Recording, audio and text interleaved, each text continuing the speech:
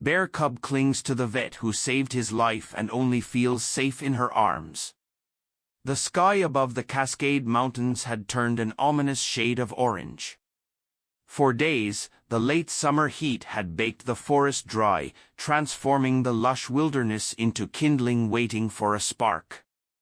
When lightning struck a tall pine on the western ridge, the forest ignited like paper. Within hours, what had begun as a small blaze became a roaring inferno, consuming everything in its path. Deep in the valley, a mother black bear sensed the danger long before the flames became visible. The acrid smell of smoke, carried on the wind, was enough to trigger her instincts. With her 4-month-old cub, Cody, following closely behind, she began moving away from the approaching fire, her powerful nose leading them toward safer ground. Cody struggled to keep pace with his mother's urgent strides. His stubby legs weren't made for this kind of frantic travel, but the fear in his mother's movements told him something was terribly wrong. They traveled through the night, the distant glow of flames illuminating their path with an eerie light. The mother bear knew these mountains well. There was a river to the east that might provide safety if they could reach it before the fire caught up. But the wind shifted suddenly, as mountain winds often do, and the fire changed direction. What had been a clear path forward became a wall of flame. The mother bear turned sharply, seeking another route, leading her cub up a rocky slope away from the advancing inferno. In the chaos of their escape, with smoke thickening the air and embers raining down, Cody lost his footing on the unfamiliar terrain. He tumbled backward, his small body bouncing off the rocks before disappearing into a deep crevice between two massive boulders. His terrified cry echoed briefly before being swallowed by the roar of the approaching fire. Above, his mother frantically paced, her powerful claws scraping desperately at the rocks. She could hear her cub's whimpers from below but couldn't reach him.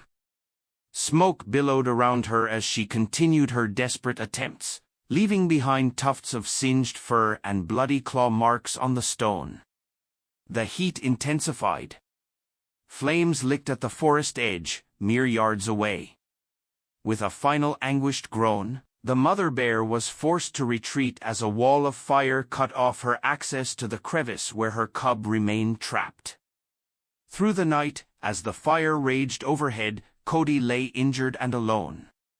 The crevice that had become his prison also provided shelter from the direct flames, but smoke poured in, choking his lungs. Pain radiated from his twisted front leg and crushed pelvis. Consciousness came and went as the small bear whimpered for his mother, instinctively knowing she wouldn't return. Morning broke over a transformed landscape. Where lush forest had stood, charred trunks now reached like skeletal fingers toward the sky. Ash drifted like gray snow, coating everything in a powdery shroud. The fire had moved on, consuming new sections of forest but leaving behind a path of destruction. Ranger Ethan Carter had spent the night coordinating evacuation efforts and monitoring the fire's movement.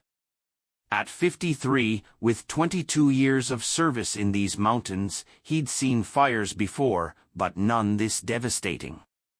As dawn broke, he drove his patrol vehicle along the eastern fire break, checking for spot fires and assessing damage. Parking at the edge of a particularly hard-hit valley, Ethan stepped out, his boots crunching on the ash-covered ground. The silence was eerie. No birds called. No insects buzzed. The forest that normally hummed with life was still, as if holding its breath. He made notes on his clipboard, documenting the extent of the burn for official reports, when a sound caught his attention. At first, he thought he'd imagined it, a faint whimpering carried on the breeze. Ethan paused, tilting his head to listen more carefully. There it was again, a weak, pitiful cry coming from somewhere in the direction of a rocky outcropping about 50 yards away. Following the sound, Ethan climbed over fallen, smoldering logs and navigated the treacherous terrain. The cries grew slightly louder as he approached the rocks. Peering down into a narrow crevice, Ethan's heart sank. A small black bear cub lay motionless at the bottom, its fur matted with ash, one leg clearly broken and bent at an unnatural angle. "Hey there, little guy," Ethan called softly, not wanting to frighten the injured animal. The cub's eyes fluttered open briefly at the sound of his voice, then closed again. Ethan immediately reached for his radio. "Base, this is Ranger Carter. I've got an injured bear cub, approximately 4 months old, trapped in a rock crevice near Sector 7. Appears to have multiple injuries. Probably separated from its mother during the fire. Requesting assistance and transport to the Wildlife Center." While waiting for backup, Ethan assessed the situation. The crevice was too narrow for him to climb down safely, and he worried about causing further injury to the cub. He could see traces of what must have been the mother's desperate attempts to reach her baby. Claw marks scored the rocks above, and tufts of burned fur caught on the sharp edges told a heartbreaking story. When the support team arrived, they carefully lowered a rescue basket into the crevice. Working with extreme caution, they managed to secure the nearly unconscious cub and lift him to safety. Up close, Ethan could see the extent of the injuries. Beyond the obviously broken leg, the cub's fur was singed in patches, revealing burned skin underneath. His breathing was labored, coming in shallow, wheezing gasps. "We need to get him to Dr. Hart immediately," Ethan instructed, gently placing the cub in a transport carrier lined with soft blankets. "This little guy doesn't have much time." The drive to the Cascade Wildlife Rescue Center took 40 minutes, during which Ethan frequently glanced back at the carrier, relieved each time he saw the subtle rise and fall of the cub's chest, proof he was still hanging on. Ethan had worked with the center's lead veterinarian, Dr. Emily Hart, on numerous occasions over the years. If anyone could save this cub, it would be her. The Wildlife Center was buzzing with activity when they arrived. The fire had created no shortage of injured animals needing care. Ethan carried the transport carrier through the front doors, immediately catching the attention of a young volunteer at the reception desk. "I need Dr. Hart right away," he said urgently. "Bear cub, critical condition." The volunteer nodded and picked up a phone. Within moments, Dr. Emily Hart emerged from a treatment room, pulling off latex gloves as she approached. At 50, Emily carried herself with the confident efficiency of someone who had dedicated their life to healing. Her gray-streaked dark hair was pulled back in a practical ponytail, and lines of concentration were etched permanently around her eyes, evidence of 25 years spent performing delicate surgeries and making life-or-death decisions. "What have we got, Ethan?" she asked, already peering into the carrier. "Found him trapped in a rock crevice. Mother's gone. Broken leg for sure, probably more injuries I can't see. Burns. Smoke inhalation." Emily nodded grimly. "Let's get him into exam room 3. Sarah," she called to a nearby technician. "I need a full trauma kit, oxygen, and 4 fluids, ready." They moved quickly through the facility to a well-equipped examination room. With gentle hands, Emily and her team transferred the unconscious cub onto the exam table. Under the bright lights, his condition looked even worse. His once glossy black fur was dull with ash and singed in patches. His front right leg lay at an impossible angle, and his breathing came in labored, shallow gasps. Emily moved with practiced efficiency, examining each injury while speaking quietly to her team. Temperatures dangerously low. Severe dehydration. Start warm fluids immediately. Let's get him on oxygen and draw blood for analysis. As her hands moved carefully over the cub's body, she catalogued the damage. Multiple fractures in the right front leg.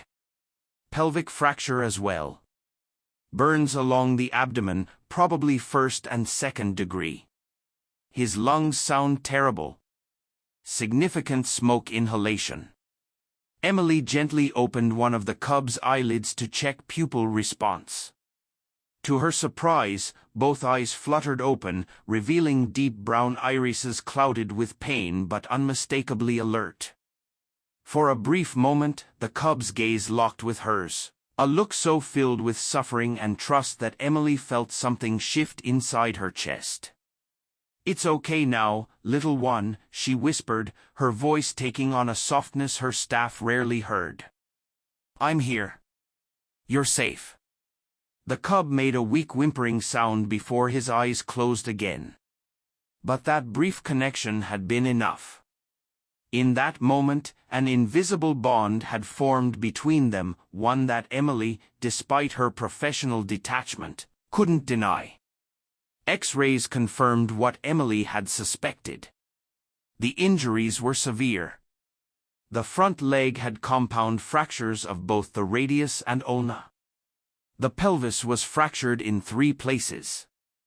Internal scans revealed bruised lungs and early signs of organ stress from dehydration and trauma. "He's in critical condition," Emily told Ethan, who had stayed to learn the cub's prognosis. "The next 24 hours will determine if he survives.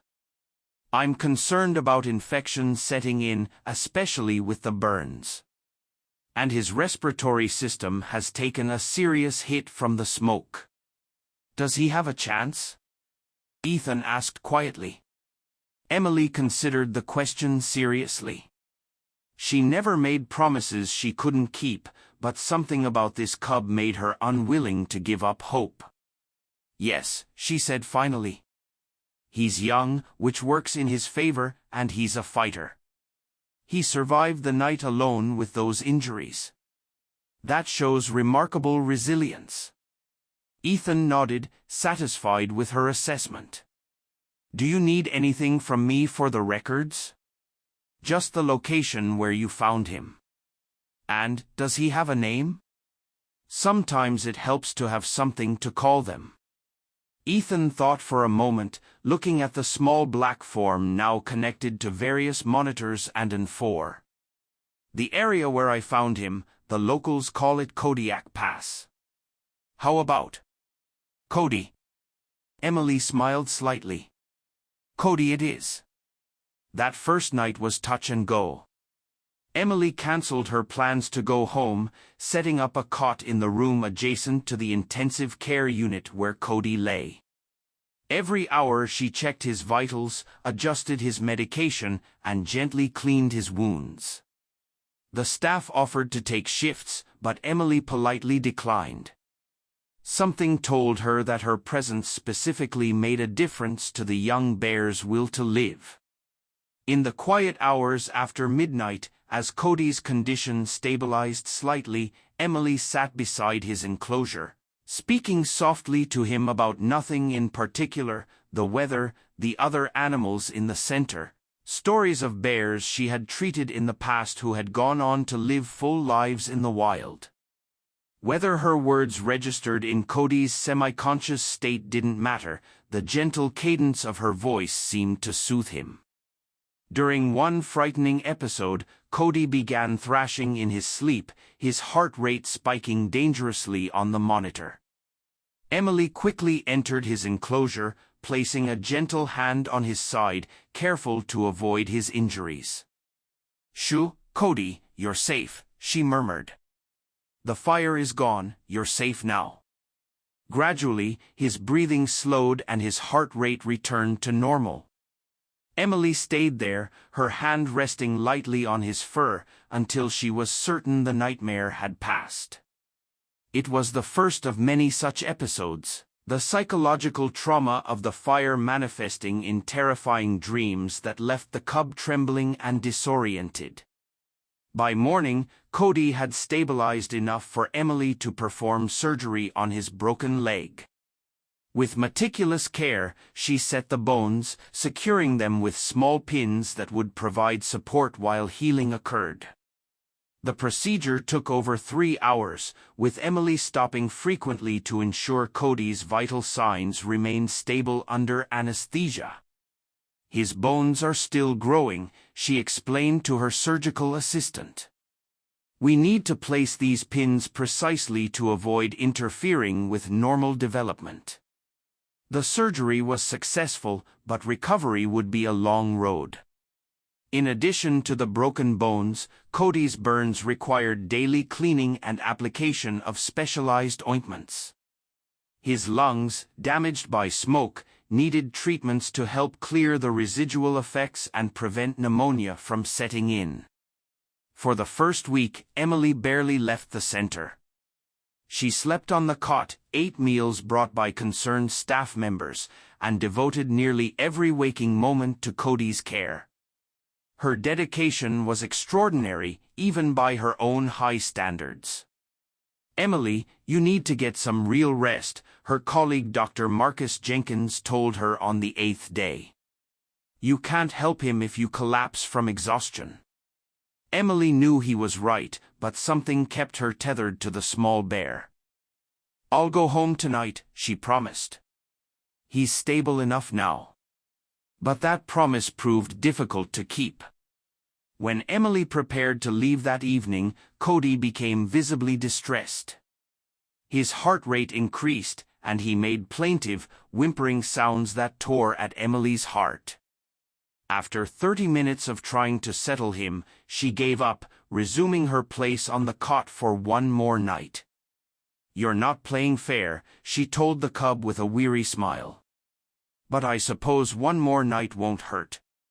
As days turned into weeks, Cody's physical condition improved steadily. The pins in his leg held the bones in proper alignment as they began to heal. His burns, while painful, showed no signs of infection and had started to form healthy new tissue. His breathing became less labored as his lungs recovered from the smoke damage.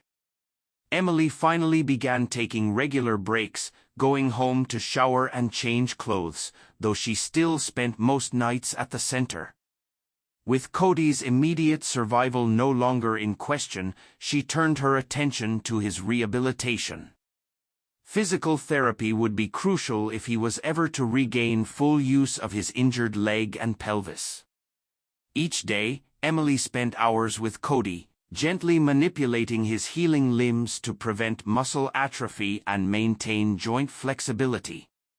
At first, these sessions were clearly painful for the cub, who would whimper and try to pull away from her touch. But Emily was patient, speaking soothingly and rewarding him with honey-sweetened treats when he cooperated. The breakthrough came during the 3rd week. Emily was carefully rotating Cody's healing front leg when she felt a slight resistance. Not the passive movement of an unconscious limb, but an active push back against her hand. She paused, hardly daring to believe what she'd felt. "Cody, can you do that again?" she asked softly, moving his paw gently.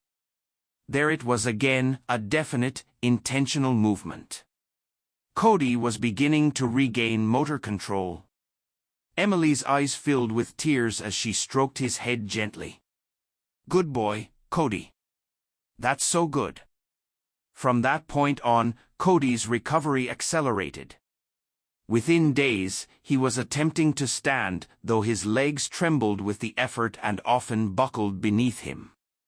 Emily designed a supportive harness that took weight off his healing bones while allowing him to practice walking.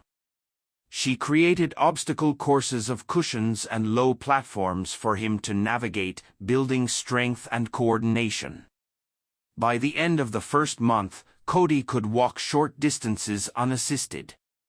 His fur had begun growing back over the healed burns, and his appetite had returned with a vengeance. Emily found herself smiling as she watched him devour the specially formulated diet designed to help him regain the weight he'd lost. But as Cody's physical health improved, another issue became increasingly apparent. The cub had formed an intense attachment to Emily. He would eat only when she was present, became agitated when she left the room, and calmed immediately upon her return. With other staff members, he remained wary and distant, retreating to the back of his enclosure when they approached. Dr. Ryan Brooks, an animal behavior specialist who consulted for the center, observed Cody's interactions with Emily and the staff for several hours before delivering his assessment. "He's imprinted on you, Emily," Ryan said bluntly. "He sees you as his mother." Emily had suspected as much, but hearing it confirmed brought a complex mix of emotions. "Is there anything we can do to change that?" Ryan shook his head. "Not at this point. The attachment formed during a period of extreme trauma and vulnerability. In his mind, you represent safety and survival. What does this mean for his future?" Emily asked, though she already knew the answer. "It complicates things significantly," Ryan admitted. "A wild bear can't survive with this level of trust in humans. It would be dangerous, both for him and for people he might encounter." The conversation confirmed what Emily had been reluctant to acknowledge: Cody could never be fully released back into the wild. He had missed the crucial period when bear cubs learn survival skills from their mothers, how to find food, avoid predators, and navigate territorial boundaries with other bears. His injuries, though healing well, would always leave him at a disadvantage in the competitive world of wild bears. And his trust in humans, particularly in Emily, would make him vulnerable to those who might not have his best interests at heart. That night, Emily sat with Cody longer than usual, watching as he played with an enrichment toy she had designed for him, a hollow log with honey hidden inside that required problem-solving skills to access. His progress was remarkable, considering his condition when Ethan had first brought him in. There was intelligence in his eyes, curiosity in the way he explored his surroundings, and a gentleness that tugged at Emily's heart. "What am I going to do with you?" she murmured, reaching through the bars to scratch behind his ears. Cody immediately abandoned his toy to press against her hand, making the soft huffing sound that Emily had come to recognize as his way of expressing contentment. The decision, when it came, was both heartbreaking and hopeful. The Olympic Bear Sanctuary, located about 3 hours west, offered the best compromise.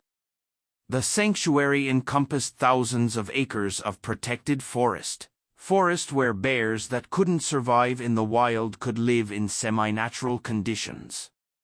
They would have space to roam, forage, and climb, but would also receive supplemental feeding and veterinary care when needed. Most importantly, they would be safe from hunting and human encroachment. Emily made the arrangements personally, speaking at length with the sanctuary's director about Cody's specific needs and behaviors. They agreed on a gradual transition. Emily would accompany Cody to the sanctuary and stay for several days to help him adjust to his new environment. As the day of the transfer approached, Emily found herself struggling with conflicting emotions. Professionally, she knew this was the best outcome possible for Cody.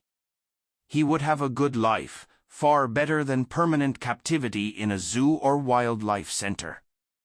But personally, the thought of saying goodbye to the bear she had nursed back from the brink of death left an ache in her chest that no rational argument could ease. The morning of Cody's transfer dawned clear and cool, with a hint of autumn crispness in the air. Emily arrived at the center earlier than usual, bringing with her a special breakfast for Cody, fresh berries and honeycomb treats she knew he particularly enjoyed. She found him already awake, pacing his enclosure with the slight limp that would likely always mark his gait. "Good morning, handsome," she greeted him, smiling as he immediately approached the front of the enclosure, nose twitching at the scent of berries. "I brought you something special today." As Cody eagerly consumed his breakfast, Emily checked his transport carrier one final time. She had personally outfitted it with comfortable bedding and familiar-smelling blankets to help keep him calm during the journey. A mild sedative would ensure he remained relaxed but not completely unconscious for the 3-hour drive. The center staff gathered to see them off, many with tears in their eyes. Over the past 2 months, Cody had become the heart of the facility, his remarkable recovery a source of inspiration for everyone who worked there. "We'll miss him," Sarah, the head technician, said softly. "And you? You haven't taken a day off since he arrived." Emily smiled ruefully. "I suppose I'll have to find a new hobby." The sedative worked as planned, keeping Cody drowsy but aware during the drive to the sanctuary. Emily sat in the back of the transport van with him, her hand resting reassuringly on the carrier whenever the road became bumpy or Cody showed signs of distress. The Olympic Bear Sanctuary was nestled in a remote valley surrounded by old-growth forest. As they drove through the entrance gates, Emily caught glimpses of the vast natural enclosures carefully designed habitats that mimic the bears' natural environments while providing invisible boundaries to keep them safe. The sanctuary director, Mark Thompson, met them at the receiving building, a modern facility where new arrivals were examined and acclimated before being released into the larger sanctuary. "Dr. Hart, it's good to meet you in person," Mark said, shaking Emily's hand. "I've prepared the introduction enclosure exactly as we discussed. It's adjacent to the main forest habitat but separated by a reinforced fence. It will allow Cody to see, smell, and hear the other bears without direct contact until he's ready." Emily nodded appreciatively. "Thank you for accommodating our specific requests. His case is unusual. Every bear here has a unique story," Mark assured her. "We'll take good care of him." With gentle efficiency, they transferred the still drowsy Cody to his acclimatization enclosure, a spacious area with trees for climbing, a small stream, and a comfortable den built into a hillside. As the effects of the sedative wore off, Cody began to explore his new surroundings cautiously, occasionally looking back at Emily for reassurance. "He's very bonded to you," Mark observed. "That could make the transition challenging." "I know," Emily replied quietly. "That's why I'd like to stay for a few days, help him understand that this is his home now." Mark agreed, showing Emily to a small cabin near Cody's enclosure where she could stay during the transition period. For the next 3 days, Emily followed a carefully structured routine, spending progressively less time with Cody each day while the sanctuary staff gradually increased their interactions with him. At first, Cody was resistant to the change, refusing food from the caretakers and searching for Emily whenever she wasn't present. But slowly, with patience and consistency, he began to accept treats from Mark and his team, though he remained more reserved with them than he had ever been with Emily. On the 4th day, Cody was scheduled to be released into the larger sanctuary area. Emily arrived early, finding him already alert and watching the movements of 2 younger bears playing in the adjacent enclosure. His interest in the other bears was a positive sign, an awakening of natural instincts that had been dormant during his recovery. Mark joined her at the observation platform. "We've selected an area for his release that has plenty of food sources and minimal competition from other bears. He'll be monitored daily for the first month, then weekly after that. We've placed several feeding stations nearby that he can access if natural foraging becomes difficult. Emily nodded, her throat tight with emotion. He's come so far. When Ethan first brought him in, I wasn't sure he'd survive the night. You did an amazing job with his rehabilitation, Mark said kindly. Many vets would have euthanized a cub with those injuries. He never gave up, Emily replied simply. How could I? The moment of release was both simpler and more profound than Emily had imagined. The gate between Cody's acclimatization enclosure and the main sanctuary was opened remotely. For several minutes, Cody remained where he was, sniffing the air and watching the open gate with suspicion. Emily and Mark observed from a distance, careful not to influence his decision. Finally, with cautious steps that grew more confident with each forward movement, Cody approached the gate. He paused at the threshold, looking back once as if searching for Emily. Go on, she whispered, too quietly for him to hear. It's okay. As if he had somehow understood, Cody turned and stepped through the gate into the wider world beyond. He moved slowly at first, stopping frequently to investigate new scents and sounds. Then, spotting a patch of berry bushes about 50 yards away, he picked up his pace, his natural foraging instincts taking over. Before disappearing into the undergrowth, Cody paused and looked back once more. The distance was too great for Emily to see his eyes clearly, but she felt the connection between them nonetheless. A bond forged in trauma and healing that would never completely fade. Then Cody turned away, moving with growing confidence into the forest that would be his new home. Emily remained at the observation point long after Mark had left, watching the spot where Cody had vanished among the trees. Her tears, when they came, were not entirely sad. There was pride in them and a bittersweet joy at seeing him take his rightful place in the natural world. That evening, as she packed her belongings in the small cabin, Emily found herself at peace with the outcome. Cody would never be truly wild, but he would have a good life here, protected, yet free to express his natural behaviors in a way that would have been impossible in captivity. Before leaving the sanctuary the next morning, Emily left specific instructions with Mark's team about Cody's ongoing care. The signs to watch for that might indicate his old injuries were causing pain, the foods he particularly enjoyed, the behaviors that signaled stress or contentment. We'll send you updates, Mark promised as they said goodbye. Monthly reports and photos.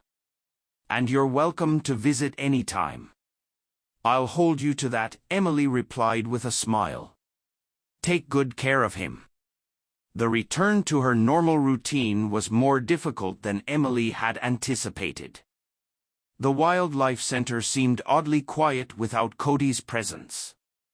She threw herself into her work, taking on new cases with her usual dedication, but staff members noticed she checked her email more frequently than before, eagerly awaiting updates from the sanctuary. The reports, when they came, were encouraging. Cody had adapted well to his new environment, establishing a territory near a stream rich with fish. He had been observed successfully foraging for berries, digging for roots, and even catching small fish, skills Emily hadn't been able to teach him, but that he had apparently developed through observation of other bears in the sanctuary. He's still recognizable by his slight limp, Mark wrote in one update, but it doesn't seem to hinder him significantly. He's gained appropriate weight for his age and seems to be thriving. 6 months after Cody's transfer, during a rare weekend off, Emily found herself driving west toward the sanctuary. She hadn't planned the trip in advance, had simply woken that morning with an overwhelming desire to see for herself how Cody was faring. She called Mark from the road, and he agreed to meet her at the sanctuary entrance. No guarantees we'll spot him, Mark cautioned as he led Emily along a rugged trail that wound through Cody's known territory. He's become more independent, less reliant on the feeding stations. That's a good sign, of course, but it makes him harder to track. Emily understood. Part of her hoped they wouldn't find Cody, that he had become wild enough to avoid human contact. Yet another part desperately wanted to see him once more, to confirm with her own eyes that he was thriving. They hiked for nearly 2 hours, Mark pointing out signs of bear activity, claw marks on trees, overturned rocks where bears had searched for insects, half-eaten berry bushes. None could be definitively linked to Cody, but Emily found comfort in these tangible reminders that bears were living natural lives in this protected place. As afternoon light filtered golden through the canopy, they reached a clearing beside a small river. Mark suggested they rest before heading back, and Emily gratefully sank onto a fallen log, stretching her legs. "He's doing well, Emily," Mark said gently, sensing her mixed emotions. "Your work with him made this possible. Not many bears get a second chance like the one you gave him." Emily nodded, unable to speak past the lump in her throat. She closed her eyes briefly, listening to the soothing sounds of the forest, the burble of the river, the rustle of leaves in the breeze, the distant calls of birds. When she opened her eyes again, she froze. Across the clearing, partially obscured by shadows, stood a black bear, not fully grown, but no longer a cub. His body had the lanky, slightly awkward proportions of adolescence. He stood perfectly still, head raised, testing the air with his sensitive nose. "Mark," Emily whispered, hardly daring to move. Mark turned slowly, following her gaze. "Well, I'll be damned," he breathed. "That's him. See the way he favors his right side? That's Cody." Emily's heart thundered in her chest as she watched the bear, her bear, step cautiously into the clearing. He moved with the measured confidence of a wild animal, alert but not fearful. His coat gleamed, healthy and thick in the late afternoon light, covering the scars she knew lay beneath. Neither Emily nor Mark moved as Cody made his way to the river's edge and drank deeply. When he raised his head, droplets of water clinging to his muzzle caught the sunlight like diamonds. For a moment, he seemed to look directly at them, his head tilting slightly as if trying to place a half-remembered scent. Emily held her breath, fighting the urge to call out to him. This was what she had worked for, a Cody who moved through the world on his own terms, who no longer needed her. To interfere now would undermine everything they had both struggled to achieve. For what felt like an eternity but was probably only seconds, Cody's gaze remained on them. Then, with a soft huffing sound that carried clearly across the clearing, he turned and moved back into the forest, his dark form disappearing among the trees as naturally as if he had never been anything but wild. Emily realized she was crying only when Mark silently offered her a handkerchief. She took it gratefully, wiping away tears she hadn't meant to shed. "He recognized you," Mark said quietly. "I've never seen him approach humans like that, not even the caretakers. He usually maintains his distance." "He's where he belongs now," Emily replied, her voice steadier than she felt. "That's what matters."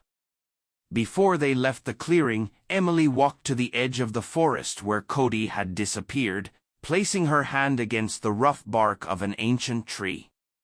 She stood in silence for a moment, surrounded by the wilderness that had claimed back its child. "Be at peace, brave boy," she whispered finally. "See you when the forest calls your name." As they hiked back to the sanctuary headquarters, Emily felt a weight lift from her heart. The bond between her and Cody hadn't been broken by separation, it had simply evolved into something different, something that allowed them both the freedom they needed. In the years that followed, Emily continued her work at the Wildlife Center, healing countless injured animals and returning many to the wild. She visited the sanctuary occasionally, sometimes catching glimpses of a black bear with a slight limp moving confidently through his domain. Whether Cody recognized her during these brief encounters, she couldn't say with certainty, but she liked to think that somewhere in his bear consciousness, he remembered the hands that had healed him and the voice that had guided him through the darkness. On her office wall, Emily hung a simple photograph, a black bear standing at the edge of a sunlit clearing, head raised, eyes reflecting the light of a world reclaimed. Beneath it, a small plaque bore words that she read each morning before beginning her day's work: "There are bonds that transcend species, that overcome fear, that bridge the divide between wilderness and humankind, bonds that require only one touch of the heart, and will last forever."